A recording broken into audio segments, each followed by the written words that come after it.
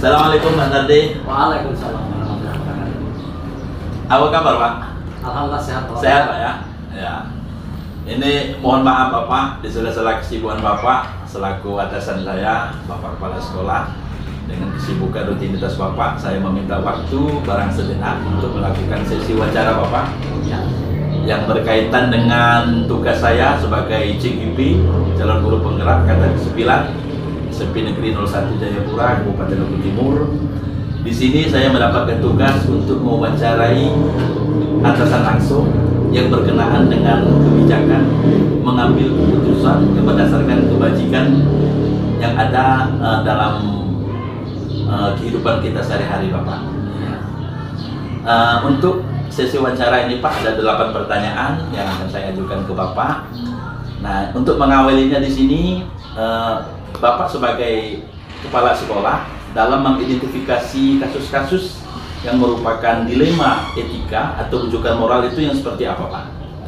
Dalam mengidentifikasi kasus atau masalah yang berhubungan dengan etika, ini saya libatkan yang pertama guru mata pelajaran, yang kedua wali kelas, yang ketiga wakil kesiswaan, dan juga yang terakhir dari internal ini guru BK atau BP.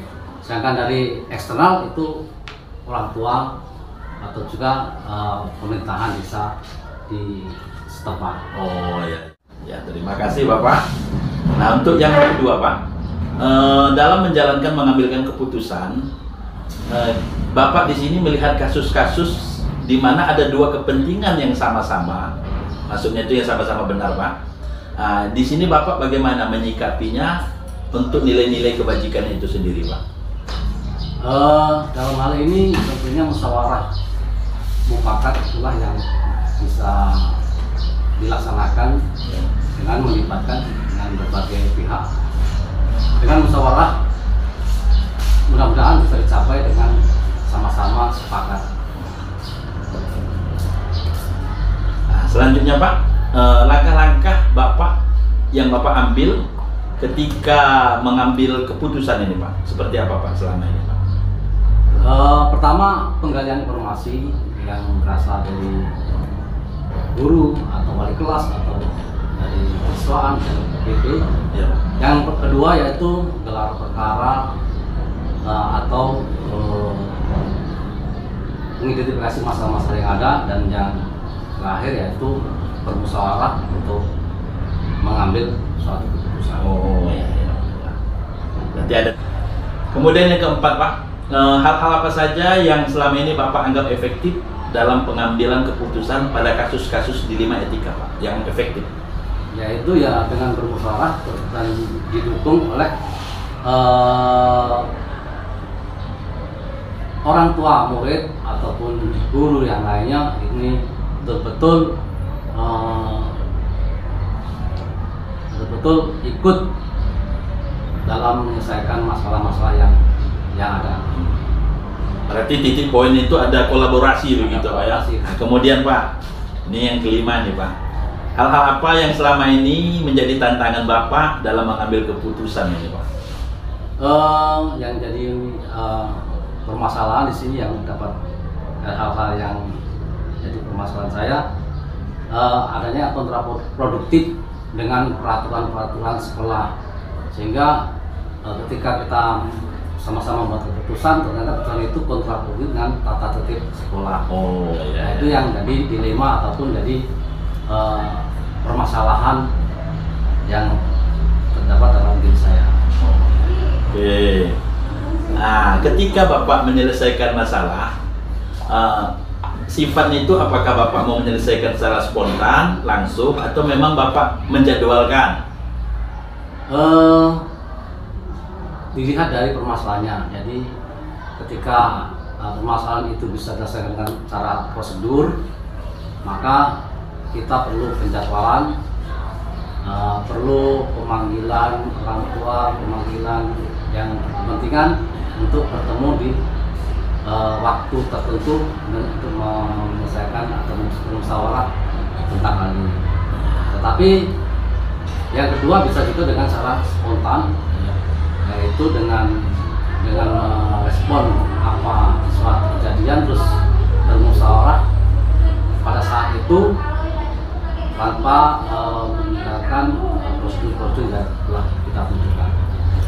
Berarti kombinasi Pak ya? Kombinasi. Ya, pertanyaan yang ketujuh, ketika Bapak dalam mengambil sebuah keputusan, adakah seseorang ataukah faktor-faktor yang menjadi apa ya istilahnya itu penguat bagi Bapak dalam mengambil sebuah keputusan itu Pak? Yang jelas proaktif dari orang tua murid, juga lingkungan termasuk pemerintah desa dan juga warga sekolah sangat mendukung dengan apa yang menjadi keputusan pada permasalahan-permasalahan ini. Dari semua yang telah Bapak sampaikan tadi, pembelajaran apa yang bisa Bapak ambil hikmahnya dari pengambilan keputusan di 5 etika ini Pak? Satu, yaitu menyelamatkan peserta didik untuk dapat menyelesaikan pendidikannya walaupun apa yang diambil keputusan itu kontraproduktif dengan apa yang ditetapkan dalam peraturan sekolah. Oke, baik Bapak Sunardi, terima kasih atas waktunya menyempatkan dalam sesi wawancara ini. Ya. Mudah-mudahan dalam sesi rangkaian ini juga membawa bermanfaatan buat saya dalam rangkaian prosesi saya yang lagi menjalani pendidikan guru penggerak ini Pak. Ya, terima kasih Pak atas waktunya. Ya, mohon maaf. Saya juga terima kasih. Mudah-mudahan program ini dapat Anda jalankan dan sukses selalu. Amin, amin ya rabbal alamin. Terima kasih Pak ya. Saya mohon izin langsung mau masuk kelas ini Pak. Oke.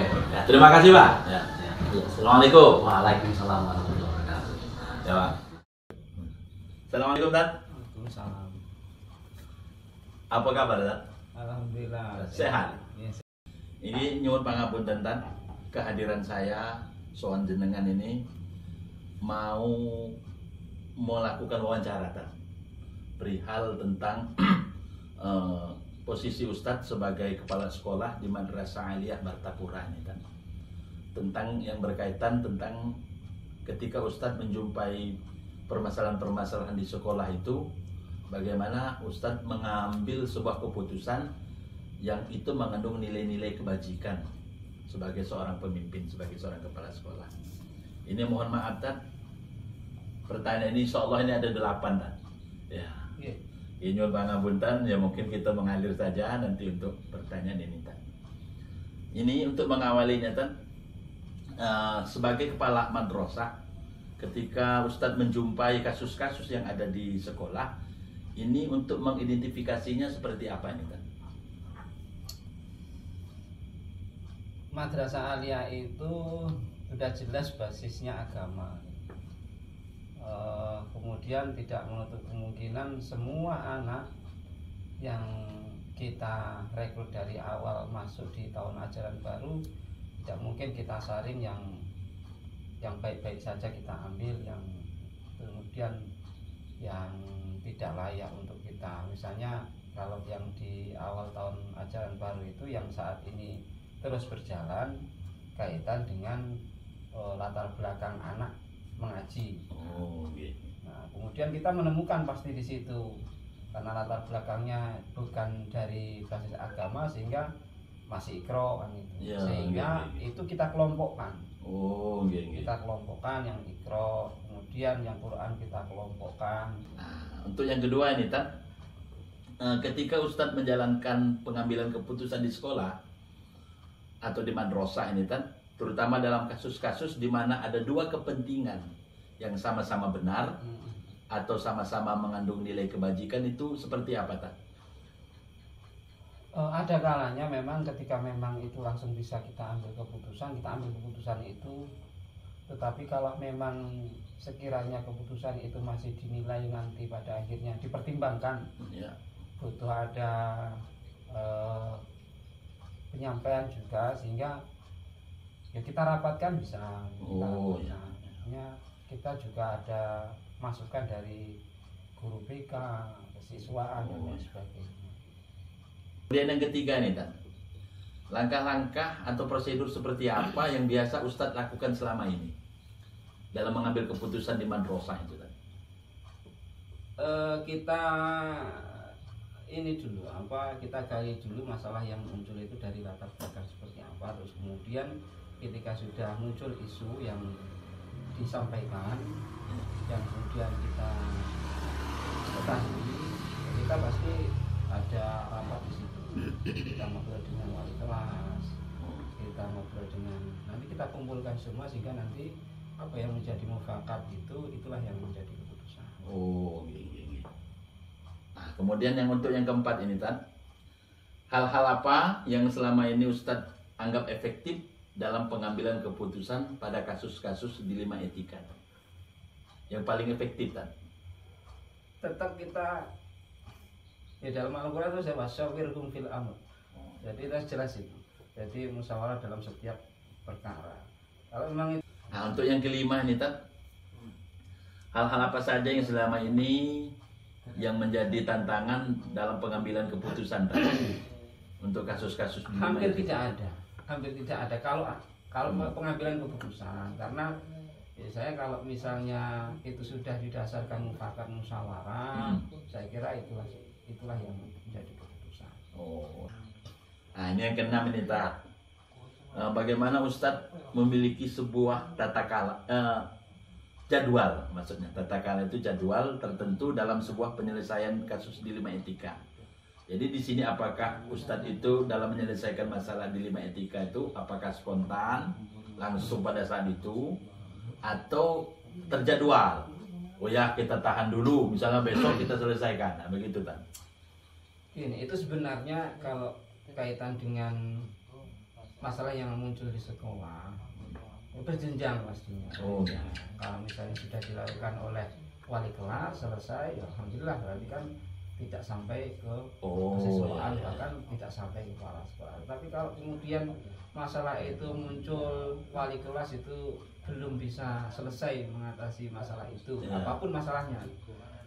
Nah, ya kalau memang pada akhirnya kita lakukan sudah melalui prosedur itu, wali kelas sudah, mahasiswa sudah, dekan sudah.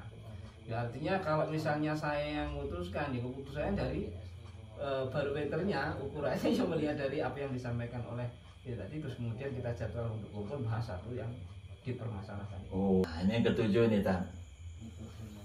Adakah seseorang atau faktor-faktor apa yang selama ini mempermudah atau membantu Ustadz dalam pengambilan keputusan dalam kasus-kasus dilema etika? Dalam pengambil keputusan itu kan sebenarnya pada akhirnya otoritas kita selalu kepala madrasah. Tetapi sebenarnya ketika kita bisa komunikasi aktif dengan dewan guru, komunikasi aktif dengan mereka yang punya posisi strategis lah di sekolah itu, wali kelas dan sebagainya, itu komunikasi itu terus dilakukan. Insya Allah ya nggak akan muncul masalah itu. Itu sangat. Nah, ini yang terakhir ini, Tan. Dari yang ke-8 ini, dari semua hal yang telah disampaikan, pembelajaran apa yang dapat Ustadz petik dari pengalaman Ustadz mengambil keputusan dilema etika? Ya. Jangan meninggalkan musyawarah, itu sangat penting. Jangan meninggalkan musyawarah. Terus kemudian di sekolah itu lembaga pendidikan, ketika di dalamnya kita selaku tenaga didik masuk, ya saya selalu ngomong ke kawan-kawan yang ada di dalam, ketika sudah bismillah masuk, sudah bismillah saja, bismillah. Nah, baik Ustadz, dari 8 rangkaian wawancara kita ini alhamdulillah sudah ada poin-poin penting yang sudah saya rangkum. Pada intinya ini menjadi pembelajaran saya dalam rangkaian pendidikan guru penggerak ini, menjadi hasanah keilmuan saya yang baru, terutama dalam hal saya mempelajari untuk mengambil sebuah keputusan. Untuk itu Ustadz, saya ucapkan ribuan terima kasih sekali lagi atas berbagi ilmunya. Mudah-mudahan panjenengan yang sehat walafiat beserta istri dan anak-anak. Sekali lagi saya ucapkan ribuan terima kasih atas ilmunya dari Ustadz untuk saya. Kita sama-sama belajar, kita sama-sama untuk terus belajar. Kalau matur nuwun kita. Ya, saya silaturahim di sini, ada kesalahan dari kami, mohon maaf ya. Oh, nggih ya. Saya terima kasih Tad ya. Oke, saya pamit. Ya, assalamualaikum warahmatullahi wabarakatuh.